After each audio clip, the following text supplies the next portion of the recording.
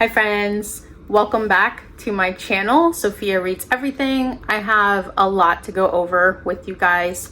I have a book event tomorrow, I have a Kindle update, and I also have some gifted books that I would like to share with you guys, as well as my wrap up for last week, which I know we did not cover because I got Book of the Month and Aardvark book boxes in the mail. That is a mouthful. If you are new here, please be sure to like and subscribe. I talk about all things books on my channel, as well as thrifting content, movie content, and how it all circles back to books. So I do read all genres, but today I'm going to be talking about two of my favorites, horror and romance. So first and foremost, I get to meet the duo Christina Lauren tomorrow at Wild Geese Bookshop in Franklin, Indiana. I am going with my mother-in-law and I am so excited. They are celebrating their latest book release, and my favorite book by Christina Lauren is Love in Other Words. A lot of booktubers, a lot of bookstagram content creators will probably say the same. This is a friends to lovers story, but also kind of second chances vibes, but without the cheating trope that we all hate, or at least I hate.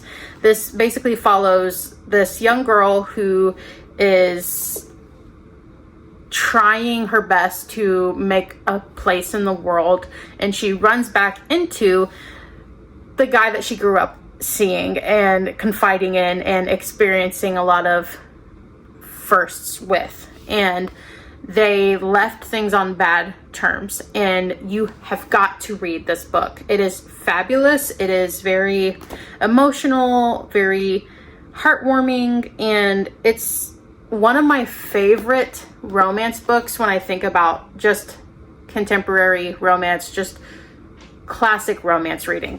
Please read Love in Other Words if you have not yet by Christina Lauren. Now, I will say I do have two other physical copies, and this is the Unhoneymooners by Christina Lauren, which I also really enjoyed. This is like enemies to lovers, but not really, because I mean they don't really hate each other that much, but she, and by she I mean Olive goes to this wedding, and she and this other guy who she's been butting heads with, I think his name was Ethan, are like the only two people who don't get food poisoning at this event, and thus they are also the only ones able to take advantage of the honeymoon. So they're not together. They're not a thing. In fact, they really don't like each other, but they do end up going on this trip together, and things just blossom from there. And I really did like this one as well. This was very enjoyable, very tropical, beachy. This would definitely be a vacation romance book recommendation. And I also have Something Wilder, which I have not read this one yet. This was a more recent find of mine. I don't remember. I think this was from Books A Million. It says, growing up the daughter of notorious and notoriously absent treasure hunter Duke Wilder left Lily without much patience for the profession or much money in the bank. Using Duke's hand-drawn maps to guide tourists on treasure hunts through the canyons of Utah, it pays the bills, but it isn't enough to buy back the ranch that her father sold years ago. And it's definitely not enough to deal with the sight of her first love walking back into her life with the motley crew of friends ready to hit the trails. So I remember hearing about this, like treasure hunting, romance, and like, again, like second chances here. Basically, but under this guise of treasure hunting and the kind of like granola, hiking, ranching kind of vibes, which is right up my alley. And Catherine Center even left a little quick blurb here. It says a non-stop adventure romp. So it's kind of like they become isolated. It's almost giving like forced proximity a little bit while they're treasure seeking for her father's like hidden treasure. This is probably the most far out of their books. Now, I did not read the book In the Holidays, but it is Christina Lauren's Christmas romance, and I did just see that there will be a Netflix film adaptation of that book, and best believe I will be downloading it on my Kindle or looking for it either at Books A Million, Half Price Books, Goodwill, thrift stores. If I can thrift it first, best believe I'm gonna grab it because I do think I've seen it before. It's a very old school romance cover with like this kind of 70s vibe, mint green Christmas with the ornaments dangling. So if you are new to romance reading and you're looking for something that's not too open door graphic, I would recommend Christina Lauren for you. It's a very easy introduction to more modern romance writing, and I think that you will enjoy Christina Lauren as much as I do, as much as my mother-in-law did, and really as much as everyone seems to love this book in particular. So if you're going to start with Christina Lauren, start here. Now, I am very excited to be going to the Christina Lauren event tomorrow at Geese Bookshop. We will be getting a signed copy of the latest book, so I will be sharing more about that after the fact in a quick blog about the process, what I plan to wear, you know, what the event was like, how it was organized, you know, the questions asked, what my experience was, yada, yada, yada. So, very excited. I know I shared a little bit about this in my last video, but I don't know how to explain the feeling that you get when you are going to meet an author who wrote a story that connects with you on some level. And so for me, being able to go to this event means a lot, and I get to go with someone who I feel like is going to share the same experience. Me and my mother-in-law are like this, and we also read a lot of the same genres. And so the fact that we get to go together and that we get along so well is just going to make this a really fun girl bookish day for both of us. So I'm really appreciative. Now, moving on. Speaking of my mother-in-law, look what she just gave me. Like literally, she just popped in and I just finished Victorian Psycho by Virginia Fato. This was a library book that I did check out. And how funny is it that she literally went to books, or no, this is a Barnes. Yeah, she went to Barnes & Noble and did the buy one, get one for Hungerstone, which was another book I literally just added to my TBR, and Victorian Psycho, which we were just talking about when she saw my library book edition. I just finished it. Now, I did give this one, I think it was like an average rating. So if you don't yet, please follow me on Goodreads and Fable, because I read books quickly. I probably read at least a book a day, and I leave all of my reviews, all of my thoughts there, as well as on my Instagram or TikTok, and it's all Sophia Reads Everything. So this was pretty crazy. Like, this young woman is going to be a Victorian governess for this family, and she has a past. There is history here. And I will say that it is a bit more gory than I like, but I do think that it tied up well at the end. And one of my three main points for critiquing is the plot and the ending. So I did feel like the plot and the ending worked out very well with this book. The characters were written well enough that I could picture them throughout the story, and I did feel like I was immersed. But I will say, for my personal taste, this was at moments a bit too much for me. Whereas a perfect example to compare this to, Lucy Rose's The Lamb, I just finished like yesterday, and I gave it a 5-star review, because I felt like with Lucy Rose's prose and her approach to the genre with a similar FMC and gore, it's done in more of a folklorish style. The writing is a little bit more fairy tale-esque, and this is just straight up madness, which is fine. But I appreciate a little bit of razzle-dazzle with my stories, especially if it's in horror. I like to kind of still feel like the hard truths and gruesome realities that horror often depicts are actually still some fairy tale, you know, miles away from me, where it can't reach me. And so for this one, I was like, holy moly. I'm feeling things. This is a lot. Now, it wasn't a bad book, and it was crazy, and I did enjoy it, but it's not a book that I could just recommend to anyone. This is a book where I will say, check your triggers and recommend to people who are not new to the horror genre.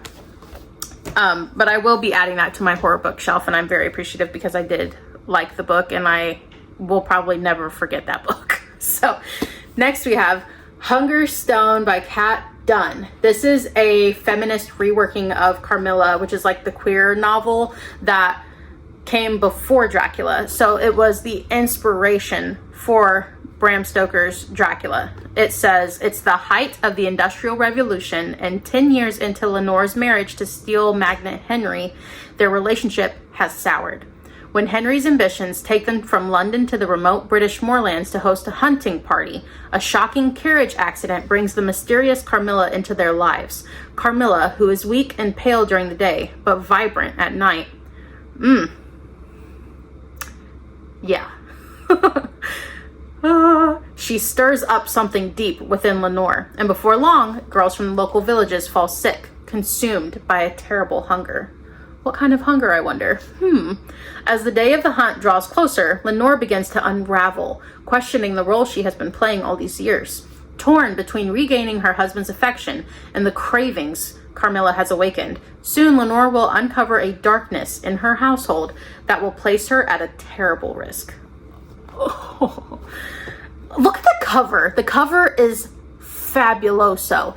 This artwork here is divine. I will say, Taylor Jenkins Reid here did leave a little blurb that said, I didn't like this. I loved it. Fabulous. Good to know. It also says it is a rich and daring reimagining that brings the beating heart of Camilla to life again. This is everything I dream of in a novel. And that is a blurb from Ava Reed, who is the author of A Study in Drowning, I believe, and Lady Macbeth as well. So I'm very excited to read this. The cover, the green, all of it, I'm very eager to get into that as well. Now, I have not been reading horror for years and years and years. I will say that I was introduced a long time ago through the more classic gothic horror books, a lot younger. I'm talking like middle school, high school age. And I didn't really jump into these more femgore, modern, sapphic, and even just gory or historical horror until recently. And while I do read a lot, I've read 65 books so far this year, I will say I'm still generally a new reader in this genre, so I'm still learning what I like and I don't like. But I do plan to give a book vlog of my top horror reads of 2026 at the end of this year. That way I can try to put out what I believe are some of the best books based off of my collective research that I've been working on and why or why not I feel that way. So that is all as far as physical books to share with you guys. Now, my sweet husband did get me something for my Kindle here.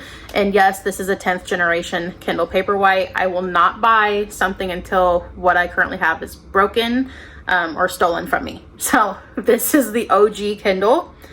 And I thought I would just share with you guys this experience of attaching a pop socket. Now, I've never used one of these before.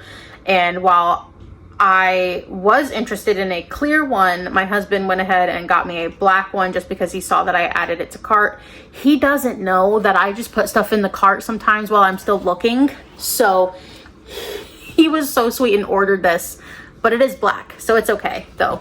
It's gonna just go right here and it'll just block my little classic literature sticker, and that's not a big deal. I mean, who cares? It'll be fine.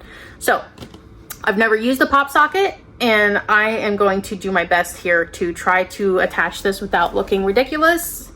And while I open this, I thought I would show you guys my recent downloads to my actual Kindle. That way you guys can see what I read, because there's a lot. Now, let me, here, we'll do this first. Let's open this, because already I can tell I'm not prepared. It says twist off the top. Interesting. Okay. Let's see if I can just peel this without having to get scissors. Cool. Okay. We're getting somewhere. Hopefully I'm not disrupting any instructions. Okay. Install me. Remove and discard the liner. Easy enough. Cool. Swap me. Choose. Oh, okay. All right. This is what we're doing. So I am literally just going, this is a peel and stick. I don't know why I thought this was more serious than what it is actually being.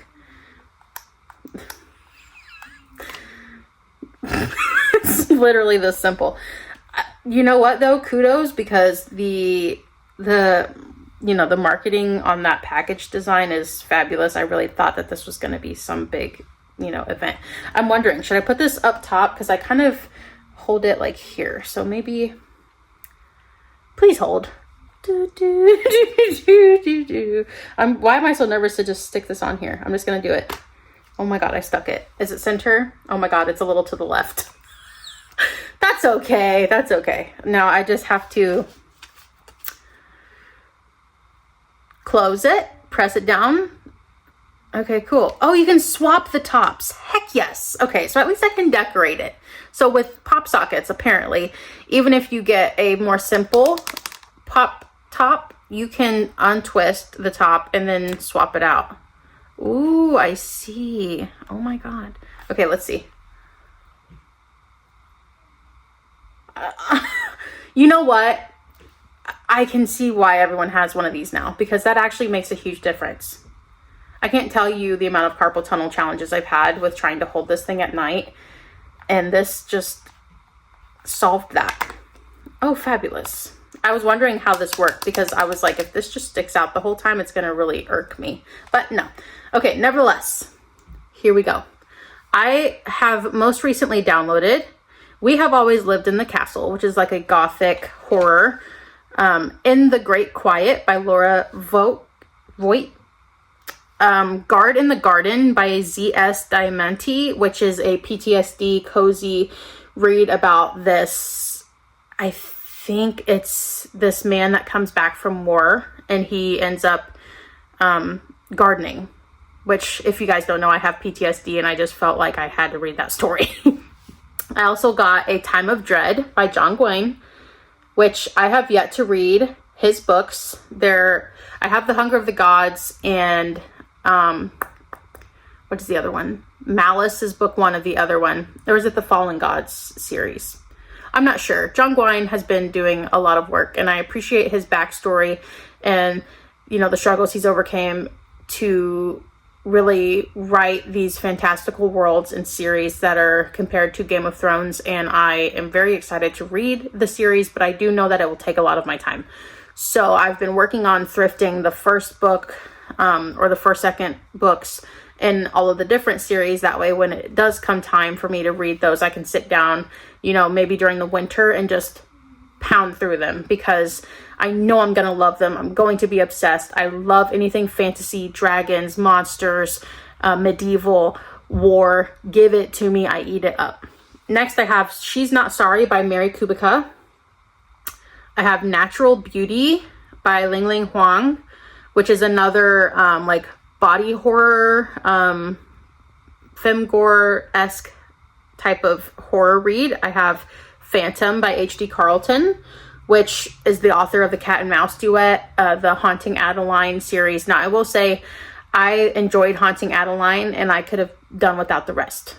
It's really a one book only read, unless you just really like the craziness, because book 2 really dives deep into more traumas, more triggers, and it kind of gives like Hunger Games, trafficking, crime, and abuse. So please do your work with checking for triggers, especially with horror and dark romance genres, because you will be caught off guard. Next, we have The Eyes Are the Best Part by Monica Kim, which you guys know I loved Molka. It's one of my top reads of the year.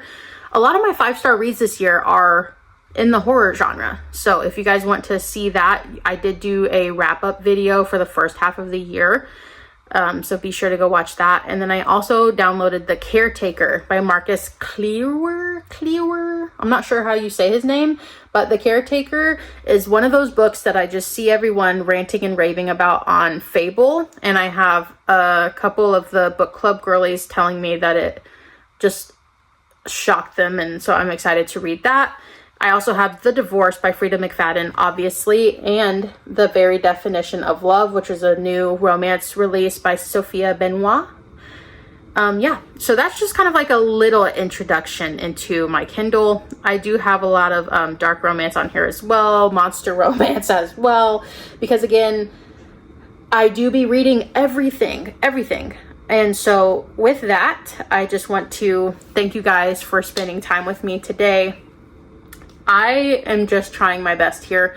I really love to talk about books, and I have wanted to be a book content creator for a long time, and I've just been putting it off, but I think that I'm in a good space right now. Hi, Toffee. I have a cat. She may or may not present herself, so we're just going to keep it moving.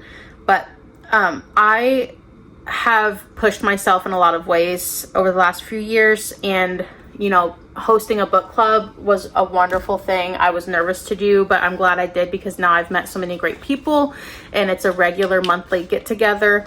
And on top of that, oh, come here. On top of that, look at this, Toffers. On top of it, look at that. Look at this big gal. Big gal, yes, big gal. On top of that, I also feel like if you love something, if you enjoy something, it's so much better when it's shared. Yes. And I feel like that with stories. It's one thing to read a great book, but you want to share what you think about it. And so for me, Goodreads and Fable and, TikTok, Instagram, YouTube, these are all spaces that really connect me to other people, and it's just the human experience. It's the want to be social, and not only that, but to share in your interests. So if you also are like me and you feel called to start a book club or to reach out of your comfort zone with your reading genre and push yourself, do it. Go for it. But that is all I have for you guys today. Please like and subscribe this video. I will try to give another update in a day or two about how the Christina Lauren romance book event went. And I'm going to try my best to do like a monthly wrap-up video, just because I thought about doing a weekly wrap-up, but there's just too many books. I've read like 12 books so far for July, like a book a day literally, and I just feel like it's going to be too much. So I might just do a monthly wrap-up video and just give you guys little updates here and there along the way. So thank you guys so much for watching. I'm gonna put my Toffee down and go find my other kitty and my dog and my kids and just hang out for a little bit with the fam bam. You're such a baby. You're such a baby. You're such a baby. My little baby. Yes. You want down? You don't want down, do you? You love to be held.